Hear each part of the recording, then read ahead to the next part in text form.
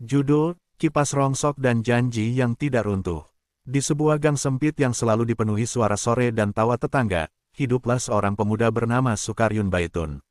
Ia bukan siapa-siapa, hanya pemuda sederhana yang setiap pagi tangannya hitam oleh oli dan debu, membongkar kipas angin bekas, merakit ulang, memperbaiki yang rusak, lalu menjualnya kembali dengan harapan kecil, hidup yang lebih layak. Namun di balik kesederhanaannya, Sukaryun menyimpan satu rasa yang ia jaga diam-diam, cinta pada tetangganya sendiri, Mariana Durjana. Gadis itu cantik, percaya diri, dan terbiasa hidup dengan impian besar. Setiap kali Mariana lewat, Sukaryun merasa semangatnya bertambah, seolah kipas-kipas rongsok itu berputar karena harapan. Suatu sore, dengan jantung berdegup lebih keras dari mesin kipas yang ia perbaiki, Sukaryun memberanikan diri mengungkapkan perasaannya. "Aku ingin serius, aku ingin menikah denganmu," ucapnya lirih, jujur, penuh harap. Namun jawaban Mariana menghantamnya tanpa ampun. "Apa?" Mariana tertawa keras. "Kamu berani mencintaiku dan mengajakku menikah. Apakah aku selamanya akan kau hidupi dengan kipas rongsokmu itu?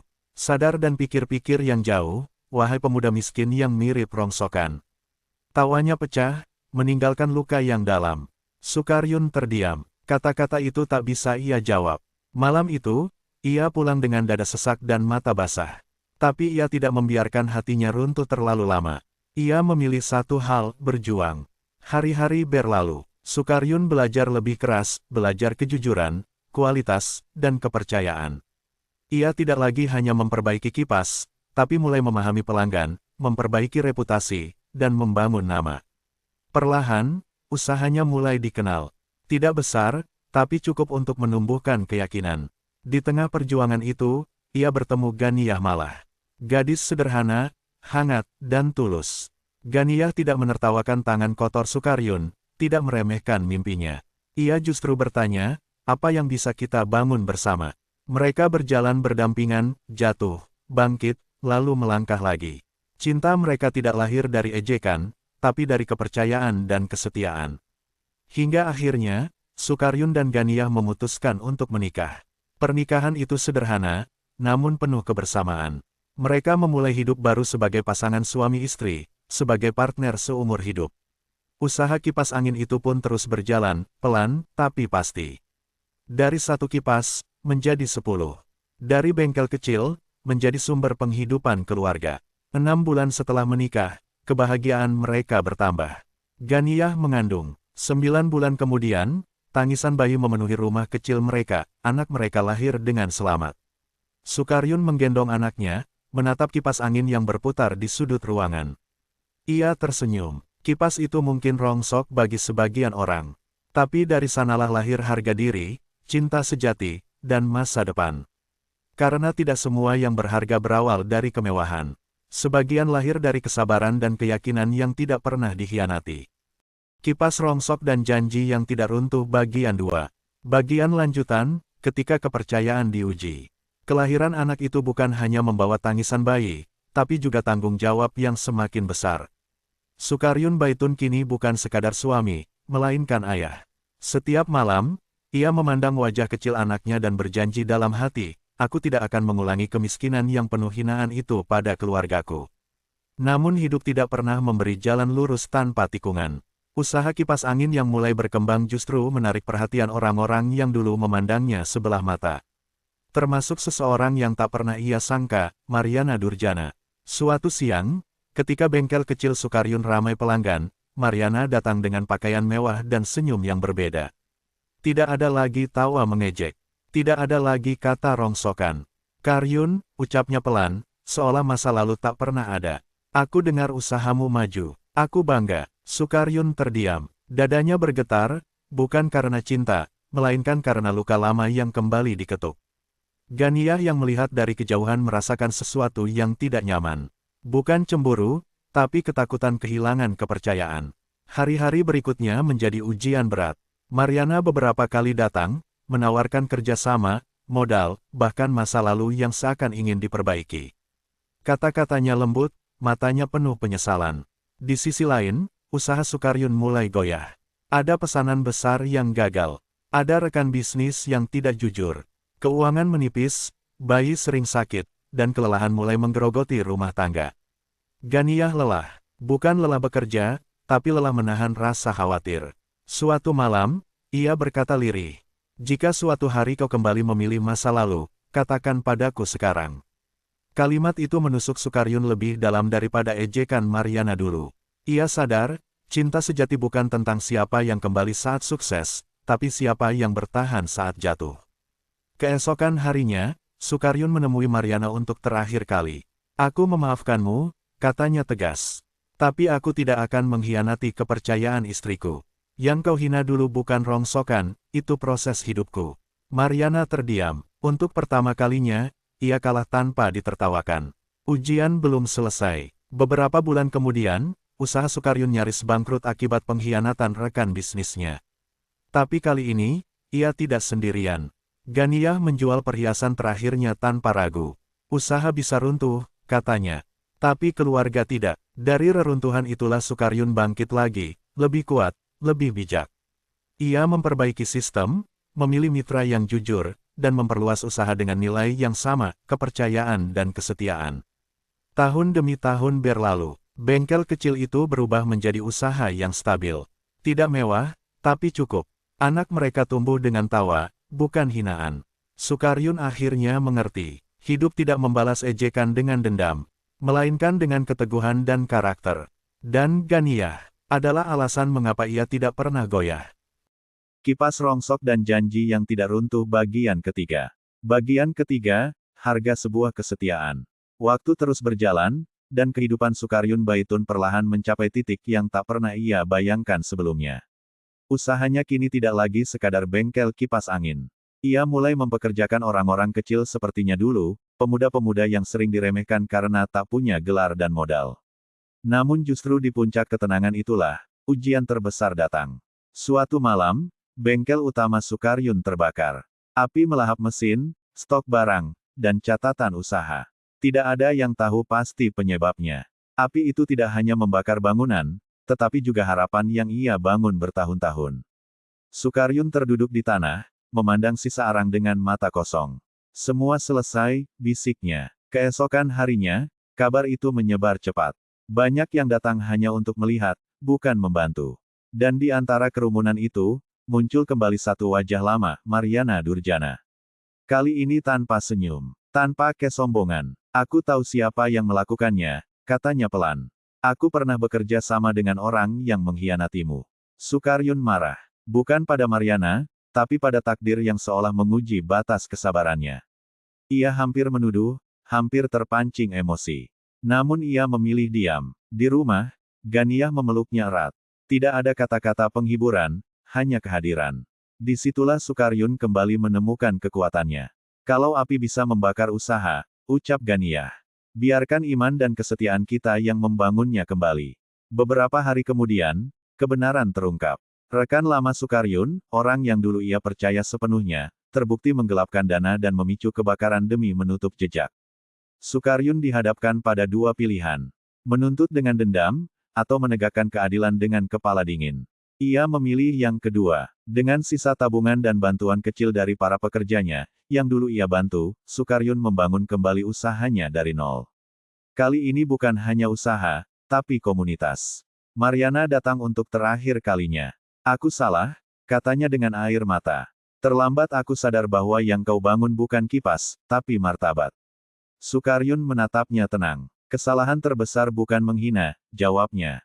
"Tetapi tidak mau belajar." Ia pergi tanpa menoleh. Beberapa tahun kemudian, di tempat bengkel yang dulu terbakar, berdiri bangunan sederhana bertuliskan BAYTUN Teknik, dibangun dari kepercayaan. Anaknya berlari-lari di halaman. Ganiyah tersenyum dari kejauhan. Sukaryun menghirup napas panjang. Ia sadar, kesuksesan sejati bukan ketika dunia mengakui, tetapi ketika hati tetap setia meski dunia pernah mengkhianati. Kipas rongsok dan janji yang tidak runtuh bagian keempat. Bagian keempat, ketika takdir menguji sampai titik terakhir. Bangunan bertuliskan, BAYTUN Teknik, dibangun dari kepercayaan, kini berdiri kokoh. Namun Sukaryun Baitun tahu satu hal. Hidup tidak pernah benar-benar berhenti menguji manusia, terutama mereka yang memilih jalan lurus. Usahanya kembali berjalan. Tidak cepat, tidak besar, Tapi stabil. Para pekerjanya bukan sekadar karyawan, mereka keluarga. Mereka tahu siapa Sukaryun, tahu dari mana ia berasal, dan tahu bagaimana ia pernah jatuh berkali-kali. Namun justru ketika segalanya tampak tenang, ujian paling berbahaya datang dengan wajah yang sangat rapi. Suatu hari, seorang pria berpakaian rapi datang membawa proposal kerja sama besar. Nilainya menggiurkan, angka yang belum pernah Sukaryun bayangkan sebelumnya. Ia menjanjikan ekspansi nasional, pabrik besar, dan nama Sukaryun yang akan dikenal luas. Ini kesempatan emas, Pak Baitun, katanya. Sekali melangkah, hidup Bapak akan berubah. Malam itu, Sukaryun tidak langsung menjawab. Ia pulang, duduk bersama Ganiyah, menatap anak mereka yang tertidur. Apa menurutmu aku harus menerima ini? Tanya Sukaryun. Ganiyah terdiam lama. Jika keputusan itu membuatmu jauh dari kejujuranmu, maka itu bukan rezeki, jawabnya pelan. Kalimat itu sederhana, tapi berat. Hari-hari berikutnya, Sukaryun menyelidiki diam-diam. Dan benar saja, di balik proposal manis itu, ada praktik curang. Pemotongan kualitas, manipulasi laporan, penipuan konsumen. Jika ia setuju, ia akan kaya. Jika menolak, ia mungkin akan dimusuhi. Dan Sukaryun memilih menolak. Keputusan itu menjadi awal badai baru. Tak lama kemudian, fitnah menyebar. Nama Sukaryun diseret, usahanya dilaporkan, pesanan dibatalkan satu per satu. Media lokal mulai mempertanyakan integritasnya. Yang paling menyakitkan, beberapa orang yang dulu ia tolong mulai menjauh. Bahkan ada yang bersaksi palsu demi menyelamatkan diri mereka sendiri. Untuk pertama kalinya sejak menikah, Sukaryun benar-benar nyaris runtuh. Suatu malam, ia duduk sendirian di bengkel, lampu redup, suara kipas berputar pelan. Air matanya jatuh tanpa suara. Apa gunanya jujur jika akhirnya sendirian? Bisiknya. Di saat itulah, Ganiyah datang membawa secangkir teh hangat. Ia duduk di samping suaminya, menggenggam tangannya erat. Kau tidak sendirian, ucapnya. Jika dunia berpaling, biarlah aku tetap di sini. Beberapa minggu kemudian, kebenaran mulai terungkap. Seorang mantan pekerja perusahaan besar itu memberanikan diri bicara. Dokumen palsu terbongkar. Nama Sukaryun perlahan dipulihkan. Namun tidak ada sorak-sorai. Tidak ada tepuk tangan. Hanya kelelahan, dan kedewasaan. Pada suatu pagi, Sukaryun mengumpulkan seluruh pekerjanya. Kita tidak akan menjadi yang terbesar, katanya. Tapi kita akan menjadi yang paling jujur. Tahun-tahun berlalu. Anak Sukaryun tumbuh menjadi anak yang cerdas dan rendah hati. Ganiyah tetap sederhana, tetap menjadi penopang dalam diam. Usaha mereka berkembang perlahan, bukan karena ambisi, tapi karena kepercayaan yang diwariskan dari mulut ke mulut. Suatu hari, seorang pemuda datang melamar pekerjaan. Tangannya kotor, bajunya lusuh. Aku cuma bisa bongkar kipas bekas, katanya malu. Sukaryun tersenyum. Dulu aku juga begitu. Ia menyadari sesuatu. Hidup telah membawanya ke lingkaran yang utuh. Dari hinaan, ke perjuangan, ke pengkhianatan, lalu kembali ke makna hidup yang sebenarnya. Di senja hari, Sukaryun berdiri di depan bengkel, memandang langit jingga. Ganiyah berdiri di sampingnya. Anak mereka memegang tangan mereka berdua. Ia tidak lagi mengejar pembuktian. Tidak lagi menyimpan dendam. Tidak lagi menunggu pengakuan. Karena ia tahu sekarang, kesuksesan sejati bukan saat orang yang merendahkanmu menyesal. Tetapi saat hatimu tetap bersih meski pernah diinjak. Dan kipas angin yang dulu disebut rongsokan itu telah menggerakkan lebih dari sekadar udara. Ia menggerakkan takdir, keluarga, dan harga diri seorang manusia. Kipas rongsok dan janji yang tidak runtuh bagian kelima. Bagian kelima, kebenaran yang datang terlambat. Tidak ada yang lebih berbahaya daripada ketenangan setelah badai. Dan Sukaryun Baitun baru menyadarinya, ketika semuanya hampir direnggut sekaligus. Usaha Baitun Teknik ini dikenal luas sebagai usaha kecil yang jujur dan konsisten. Tidak besar, tidak mencolok, tapi dipercaya. Banyak orang berkata, kalau Baitun yang pegang, kami tenang. Namun kepercayaan, selalu mengundang iri. Suatu pagi, Sukaryun menerima surat resmi. Panggilan hukum, tuduhan penggelapan dana dan penipuan usaha. Tangannya gemetar. Tuduhan itu berat, cukup untuk menghancurkan nama yang ia bangun seumur hidup. Yang membuat dadanya sesak, semua dokumen bukti terlihat rapi dan meyakinkan. Ia difitnah, dengan sangat terencana.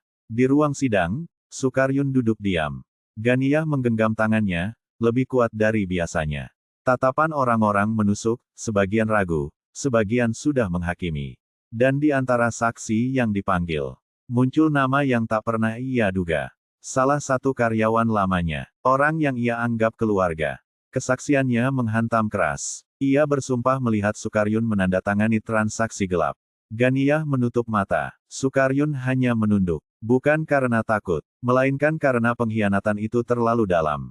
Namun di balik layar, sesuatu yang lebih besar sedang bergerak. Malam hari, Ganiyah menemukan kejanggalan. Ia membuka kembali arsip lama, nota, pesan suara, rekaman CCTV lama yang nyaris terhapus. Nalurinya berkata, ini bukan kebetulan. Plot twist pertama terungkap. Semua tuduhan mengarah pada satu nama besar di balik layar. Pria berjas rapi dengan proposal, kesempatan emas, di masa lalu. Orang itu ternyata sedang membersihkan jejak. Dan Baitun Teknik adalah korban terakhir. Sidang berikutnya semakin menegangkan. Jaksa hampir menutup perkara. Sukaryun tinggal menunggu vonis. Namun di saat yang paling sunyi, seorang wanita bangkit dari bangku pengunjung. Mariana Durjana, ruangan gaduh. Tak ada yang menyangka ia datang, apalagi berdiri sebagai saksi tambahan. Aku tahu ini terdengar aneh, katanya dengan suara bergetar. Tapi aku tidak bisa diam lagi. Plot twist kedua menghantam keras. Mariana mengaku, ia pernah dijadikan alat, dipaksa menekan saksi, dibayar untuk diam, dan hampir saja ikut menandatangani kesaksian palsu. Aku dulu menghina Sukaryun, katanya sambil menangis. Tapi hari ini aku ingin menebusnya, meski terlambat. Ruangan terdiam, namun belum selesai. Plot twist ketiga datang dari arah yang paling tak terduga.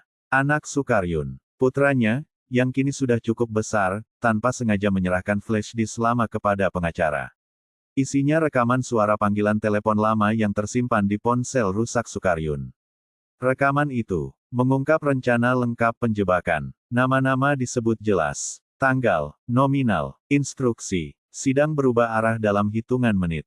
Orang-orang yang tadinya menunduk kini gelisah. Yang tadinya yakin kini gemetar. Akhirnya, hakim mengetukkan palu. Sukaryun Baitun dinyatakan tidak bersalah. Tangis pecah. Ganiyah memeluk suaminya tanpa kata. Bukan tangis bahagia, tapi tangis lepas dari beban bertahun-tahun. Namun klimaks belum selesai. Beberapa hari setelah persidangan, Sukaryun dipanggil ke kantor besar, perusahaan yang dulu menolaknya karena fitnah. Ia ditawari jabatan tinggi. Modal besar, nama besar, semua yang dulu tampak mustahil, kini ada di depan mata. Ia diam lama, dan disinilah plot twist terbesar terjadi. Sukaryun menolak. Aku tidak membangun hidup ini untuk membalas dunia, katanya tenang. Aku membangunnya agar anakku belajar arti kejujuran. Ia pulang ke bengkel kecilnya. Memeluk Ganiyah. Mengangkat anaknya. Mariana datang sekali lagi, bukan sebagai penyesalan, tapi perpisahan. Kau menang, katanya. Sukaryun menggeleng. Tidak ada yang menang dalam hidup. Yang ada, siapa yang tetap berdiri tanpa kehilangan dirinya. Beberapa bulan kemudian, Baitun Teknik berubah menjadi tempat pelatihan gratis bagi pemuda-pemuda miskin. Tidak hanya memperbaiki kipas, tapi memperbaiki harapan. Di dinding bengkel, tertulis satu kalimat. Jika dunia menghancurkanmu dengan kebohongan, bangunlah kembali dengan kebenaran. Dan di sore hari yang tenang, kipas-kipas angin itu kembali berputar. Tidak lagi sekadar menggerakkan udara, melainkan menggerakkan takdir banyak orang. Kipas rongsok dan janji yang tidak runtuh bagian ke-6, cerita bagian akhir, cerita bagian ending. Bagian ke-6 ending, kipas yang tetap berputar. Pagi itu, matahari terbit lebih pelan dari biasanya. Cahayanya menyelinap masuk ke bengkel Baitun Teknik, menyentuh deretan kipas angin yang berputar perlahan, tidak bising, tidak tergesa, seolah mengerti bahwa hidup tidak lagi perlu dibuktikan dengan kecepatan. Sukaryun Baitun berdiri di tengah bengkel. Rambutnya mulai beruban di pelipis, wajahnya lebih tenang, sorot matanya tidak lagi penuh luka. Ia menarik napas panjang, menghirup aroma besi, oli, dan kayu, aroma yang dulu menjadi saksi kesedihan, kini berubah menjadi wangi ketenangan. Hari ini berbeda. Hari ini, Sukaryun akan menutup satu bab. Dan membuka warisan hidup yang sesungguhnya. 1. Ketenangan setelah segala ujian. Setelah semua fitnah runtuh, setelah kebenaran menang tanpa sorak-sorai, hidup Sukaryun tidak tiba-tiba menjadi mewah. Tidak ada rumah besar, tidak ada mobil mahal. Tapi ada satu hal yang tidak pernah ia miliki sebelumnya, damai. Ia kini dikenal sebagai orang yang bisa dipercaya. Bukan karena gelar, bukan karena harta, tapi karena ia tidak berubah ketika diberi pilihan untuk mengkhianati dirinya sendiri. Usaha Baitun Teknik berkembang perlahan menjadi tempat belajar. Anak-anak muda datang bukan hanya untuk bekerja, tapi untuk belajar hidup.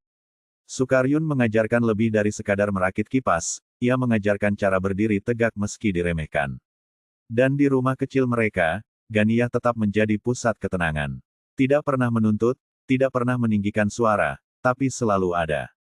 Dialah alasan mengapa Sukaryun tidak pernah kehilangan arah. Suatu sore, Ganiyah berkata sambil tersenyum. Kita tidak kaya, tapi aku tidak pernah merasa kekurangan. Sukaryun menggenggam tangannya. Karena kita tidak hidup untuk mengisi gengsi, tapi hati. 2. Anak yang menjadi jawaban doa. Anak mereka kini tumbuh remaja, cerdas, sopan, dan rendah hati. Ia sering membantu di bengkel, bukan karena disuruh, tapi karena ingin. Ia tahu kisah ayahnya, bukan dari cerita orang lain, tapi dari nilai yang ia lihat setiap hari. Suatu hari, anak itu bertanya, "Ayah, kenapa dulu ayah tidak membalas orang-orang yang menyakiti ayah?" Sukaryun terdiam lama, lalu menjawab pelan, "Karena membalas dendam hanya membuat luka punya anak. Ayah memilih menghentikan rantainya." Anak itu mengangguk, dan Sukaryun tahu, perjuangannya tidak sia-sia. 3. Pertemuan terakhir yang menyempurnakan. Pada sebuah acara kecil, peresmian pelatihan kerja gratis di bengkel, datang seorang tamu yang tidak diundang, namun tidak juga diusir.